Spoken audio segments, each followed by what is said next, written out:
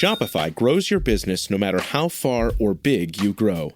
Shopify is the global commerce platform that helps you sell at every stage of your business. Whether you're selling your fans' next favorite shirt or an exclusive piece of podcast merch, Shopify helps you sell everywhere. Shopify powers 10% of all e-commerce in the U.S. Allbirds, Rothy's, Brooklinen, and millions of other entrepreneurs of every size across 175 countries. Plus, Shopify's award-winning help is there to support your success every step of the way. Because businesses that grow, grow with Shopify. Sign up for a $1 per month trial period at shopify.com/income, all lowercase. Go to shopify.com/income now to grow your business, no matter what stage you're in.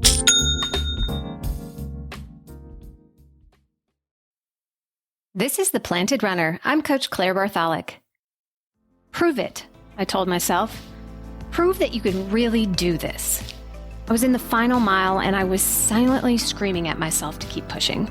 I pumped my arms harder and I took the next turn as tight as I could, trying to make the shortest route possible to the finish line. As the fastest marathoners caught up to the slowest half marathoners, I found myself dodging 4 abreast walkers and people with strollers.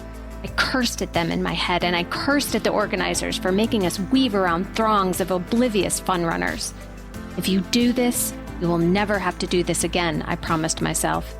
And if you don't do this now, I warned, you won't be able to stop until you do. As the finishing chute mercifully came into view, I didn't let up the intensity, physically or mentally. I had just missed my dream goal by 29 seconds in my last race, and there was no way I was going to miscalculate again. When I crossed the finish line in 2 hours, 58 minutes, and 41 seconds, the overwhelming feeling I had was not joy. It was relief. I was 42 years old, and I had just accomplished what less than 1% of female marathon runners ever achieve, a sub-3 hour marathon. That was in 2018, and I haven't run another one since. Today, I'll tell you why. I'll also share why it was one of the best decisions of my life. Welcome to The Planted Runner. I'm Coach Claire Bartholic, and my mission is to help you improve your running, your mindset, and your life with science-backed training and plant-based nutrition. Today is going to be a personal one. I'm going to share the real story of why I no longer race marathons, despite the fact that my career today is helping runners race better marathons. I'll get into why I needed to let go of marathon training and racing, even though it massively transformed my life for the better. My struggles with post-marathon identity, imposter syndrome, and FOMO, and what I'm doing now that fills my cup even more than chasing a sub-3 hour marathon. This topic has been requested by a lot of you, especially by the athletes I coach one-on-one and on my PR team. I've talked about it on other podcasts, but I've never gone in depth about it because, well, it's personal and it's not the picture-perfect story that always paints me in the greatest light. But I am ready to share it raw and unfiltered with the hopes that maybe you can sidestep some of the mistakes I made and truly find what matters most to you. If you're new to the show and curious about all the ways that I can help your running, nutrition, and mindset, the best place to find me is on Instagram at The Planted Runner, or head to theplantedrunner.com/link for a quick list of all the ways I help runners just like you. You can check out my book, The PR Team, get a custom running plan made just for you, and so much more. That's at theplantedrunner.com/link. At the end of the show, right after the Mental Strength Minute, I'll announce this month's winner of our Apple Review contest. If you'd like to be next month's winner, all you need to do to enter is write a 5-star review of the podcast on Apple Podcasts. One lucky runner will receive free access to one of my new online running classes. Reviews are truly the easiest and most impactful way of helping this show, and I'd love to read yours. When I first started racing marathons at age 38, the idea of me running one faster than 3 hours was not even on my radar. At the time, I needed to finish in 3 hours and 40 minutes to qualify for the Boston Marathon, and in my naive optimism, of course I planned to BQ on the first try. It didn't matter that it was bitterly cold and raining, or that the course was hilly and partially gravel, or that I was wearing barefoot shoes that had recently become super popular but are not really known for their speed. I didn't even know any of that mattered, but for some unknown reason, I was fully confident that I could do it. But I didn't. Not only did I miss the 3:40 mark, I missed 4 hours as well. I dragged myself across the line, wet and exhausted, in 4 hours and 2 minutes. Perhaps at that point I should have moderated my goals and expectations. But no, I was so convinced that I had the fitness for a BQ marathon that I ran one on a better course in better weather 3 months later, 24 minutes faster. Over the course of the next 4 years, I chipped away at those finishing times, and getting closer to 3 hours started to seem doable at some point. I went from 3:38 to 3:23 to 3:11 twice to 3:06 to an oh-so-close 3 hours and 29 seconds to finally 2 hours and 58 minutes at the age of 42. Then I stopped. I was done. My life changed dramatically the day I hit my dream goal, and not just because of my running. Seemingly all at once, marathoning, my marriage, and my old career came to an end. More on what happened next after the break. There is no hood like parenthood. When you meet a fellow parent, you just kind of get each other on a whole nother level. Hi, I'm Kanika Chadda Gupta. I'm a former CNN journalist, mom of 3, including twins, and host of That's Total Mom Sense, the podcast. I interview change makers on their life lessons, legacy, and superpower of intuition, aka their mom sense and dad sense. I've had some pretty amazing parents on my show. Hey, what's up? I'm Kelly Rowland. Hi, this is Chelsea Clinton. It's me, Bobby Brown. Can't wait to share my story. Episodes release every Thursday. Subscribe wherever you listen to podcasts and on YouTube. Join my tribe at that'stotalmomsense.com and follow me on Instagram at Kanika Chadda Gupta. I'm thrilled to be on this journey with you. Greetings from Evergreen Podcasts. We're rolling out a listener survey, and we want to hear from you. The information in the survey will help us gather statistics and in turn make our shows more appealing to advertisers. I know most people don't like ads, but this is one of the only ways our shows make money and help keep their lights on. We promise it will only take a few minutes, but the impact on our podcasts will be tremendous. As a token of our appreciation, we'll randomly select one lucky participant each month to win an exclusive merchandise package from Evergreen Podcasts.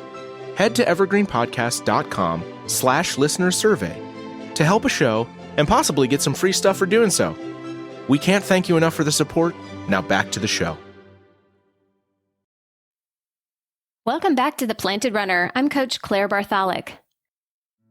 On the day that I ran the fastest marathon of my life, my husband was on a date with the woman who is now his wife. Of course, I didn't know that at the time, and don't worry, it all turns out okay. But in very short order, I was done with my marriage, my real estate career, and marathoning as well. In their place, I embarked on a fulfilling, creative business journey, changing the lives of thousands of people. And I found the love of my life. My heart just wasn't into marathoning anymore. I had poured it into the marathon with all the passion I had for years. And once I got my prize, I wanted to move on. You see, marathoning to me wasn't about fun as it is for a lot of people. The marathon was a puzzle that I was determined to figure out. I became a student of the marathon from the very beginning, and I devoured everything I could about getting better at it. Now, I would never claim that I know everything there is to know about the marathon, but I got to the point where I understood what it took to bank an incredibly impressive time. Did I reach my ultimate potential? No, I actually don't think so. Despite being in my 40s, I was still relatively new to the sport, and now I know that I was underfueling. With more years of good training, I could have nibbled away a few more minutes each time, and who knows what number I could put next to my name today. But that's just it. I would be doing it just for the number, not because I loved racing marathons. I was no longer interested in running for hours every day and more hours every weekend just to get a better number. I wanted to spend time on creating a new, thriving business, to grieve the loss of my marriage, and to discover more about this new person I was falling in love with. To be clear, my marathoning wasn't the cause of my divorce or the end of my old career, but I definitely used running as an escape from the challenges of both. Running was a literal escape, as I could get out of the house, but it was also an escape from the sense of failure that seemed to be all around me. Running was something that I was getting better and better at, and I craved that feeling of success. I started working as a running coach part-time while I was still racing, and I felt that I needed to be a fast marathoner to have any kind of credibility as a coach. Now, of course, I know that's not true, but I had insecurities as a new coach. Who was I to be telling people how to run marathons if I couldn't run a really fast marathon myself? Getting that Sub-3 would prove to the world that I know what I'm talking about, I told myself. Now, don't get me wrong. I am incredibly proud of the work that I did to get that 2:58 marathon, and I'm not afraid to brag about that, put it on my bio, on my book, on my website, wherever I can. It is impressive for a non-professional runner, and it does look good to people who don't know me. But constantly pushing for more and more got really old. To keep training at the unsustainably hard level that I was at was just that, unsustainable. And for what? So I could say that I was a 2:56 marathoner or something? The numbers just stopped being motivating anymore. But now I faced a new dilemma. If I stop racing marathons, who am I? Can I still legitimately coach people to run the races of their lives, even when my experience got so messy? The answer, I discovered, is yes. I know that my experiences in both training hard and letting go have made me a better coach. I know what it's like to dream big, fall hard, and achieve more than you ever imagined. I know what it's like to push too hard and burn out. I also know what it's like to let running come and go in your life. Now, I'll admit that I still get FOMO when everyone's racing Boston or everyone's going to New York. But now I have a new racing joy, getting to be a part of my athletes' success stories. Most Mondays, I am treated to the race reports of my athletes that I coach one-on-one and on my PR team. I've coached a 50-year-old to a world age group championship in 2 hours and 27 minutes. And I've helped people who start with walking complete their first marathon. I've coached countless everyday runners who are breaking 4 hours for the first time. My athletes race all over the world, in all 6 majors, and even Antarctica.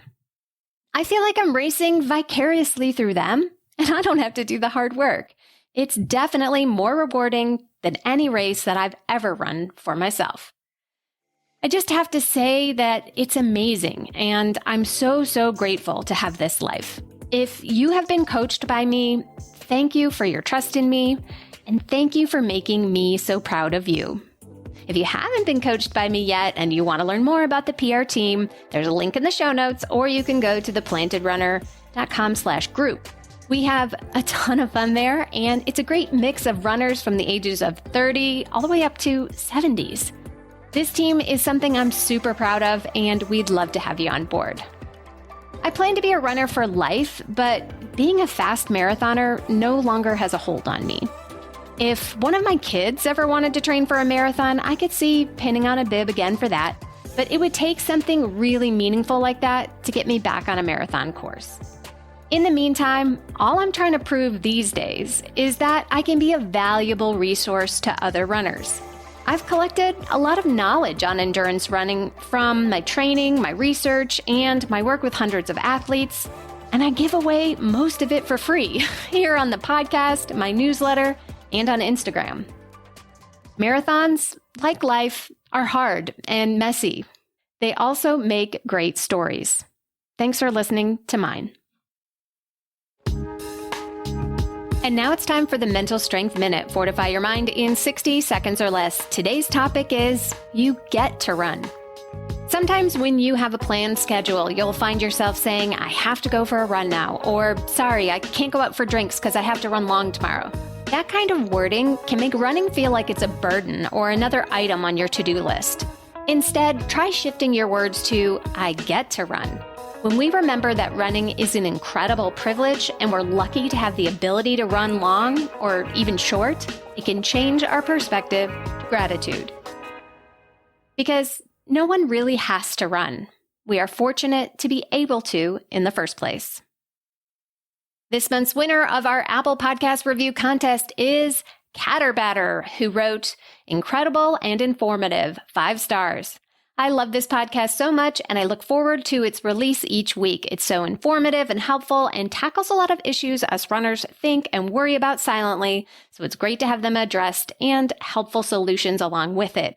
Claire's also very well spoken, and I really enjoy the interviews where she challenges the way her guest thinks operates. She's great at adding a different perspective, and it helps the guest speaker really dive in deep with their knowledge. Amazing podcast. Keep up the great work. Catterbatter, your mission is to email me at claire@theplantedrunner.com. You'll win free access to one of my Sprint Sessions master classes where I'll teach you to become a better runner in just 30 minutes. If you'd like to win next month, all you have to do is write an Apple Podcast review. I read every one and choose a new random winner.